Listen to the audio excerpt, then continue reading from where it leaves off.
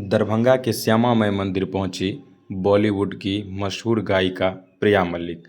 हाल ही में वो अपने नई फ़िल्म को अनाउंसमेंट कर चुकी है, सुबह हो सुबह। इसके निर्माण और शूटिंग से पहले उन्होंने मिथिला के लगभग कई ज़िलों में जाकर के प्रसिद्ध धार्मिक स्थलों पर विज़िट किया है। वहाँ की लोक संस्कृतियों के बारे में, वहाँ की लोकेशन के बारे में काफ़ी सारे अनुभव प्राप्त किए और इसी के क्रम में आज मिथिला शुभाशीष यात्रा का अंतिम पड़ाव में वो दरभंगा के सुप्रसिद्ध श्यामा मंदिर पहुंची है, जहां पर वो मिथिला की परंपरा में विधिवत डाला लेकर के मां काली का पूजा अर्चना की है।